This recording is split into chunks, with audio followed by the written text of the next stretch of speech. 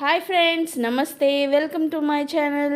ఇవాళ మనం ఈ వీడియోలో బ్రెడ్తో మంచి స్నాక్ ఐటమ్, అదే బ్రెడ్ పకోడా ఎలా ప్రిపేర్ చేసుకోవాలో ఈ వీడియోలో క్లియర్గా చూపించాను విత్ సో మెనీ టిప్స్ అనమాట. సో వీడియోని డీటెయిల్డ్గా చివరిదాకా చూసేయండి.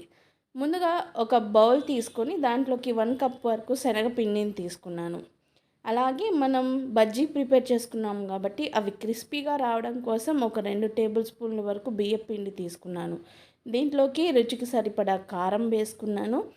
అలాగే మన దగ్గర బజ్జీల్లోకి వేసుకునే మాము ఉంటుంది కదా, దాన్ని ఇట్లా నలిపి తీసుకోవాలన్నమాట దీంట్లోకి. అలాగే దీంట్లోకి ఒక 1/2 టేబుల్ స్పూన్ అంత ఇంగువ వేసుకుంటే పకోడీ టేస్ట్ అనేది చాలా బాగుంటుంది. అలాగే రుచికి సరిపడా సాల్ట్, దాంతోపాటు 1/2 టేబుల్ స్పూన్ పసుపు జస్ట్ కలర్ కోసం, అట్లాగే మంచిగా నలిపి తీసుకున్న కసూరి మేతిని వేసుకోవాలి. అలాగే మనం బేకింగ్ సోడా కొంచెం అంటే కొంచెం వేసుకోవాలి దీంట్లోకి.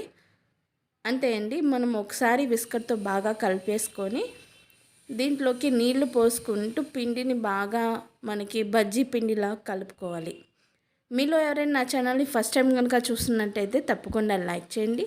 అలాగే మీ ఫ్రెండ్స్ అండ్ ఫ్యామిలీ మెంబర్స్కి నా వీడియోస్ని షేర్ చేయండి. ఇప్పటిదాకా ఎవరైతే సబ్స్క్రైబ్ చేసుకొని వాళ్ళు ఉన్నారో వాళ్ళు సబ్స్క్రైబ్ చేసుకొని పక్కనే ఉన్న బెల్ ఐకాన్ టంగ్ అని క్లిక్ చేసేయండి.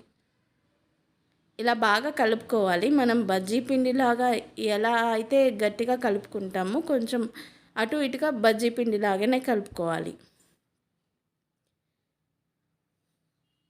ఇలా కలుపుకున్న తర్వాత దీన్ని ఒక పక్కన పెట్టేసి మనం స్టవ్ మీద ఒక కడాయి పెట్టుకొని దాంట్లోకి డీప్ ఫ్రైకి సరిపడా ఆయిల్ని అయితే వేసుకోవాలి.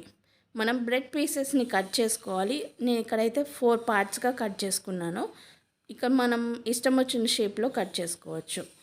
ఆయిల్ అనేది బాగా హీట్ అయిన తర్వాత దీంట్లోకి మనం ఆల్రెడీ కట్ చేసి పెట్టుకున్నాం కదా బ్రెడ్ పీసెస్ని, వాటిని బజ్జీలాగా వేసుకుంటూ పిండి మొత్తం ఆ బ్రెడ్కి పట్టేటట్టు చూసుకొని ఆయిల్లోకి వేసేయాలి.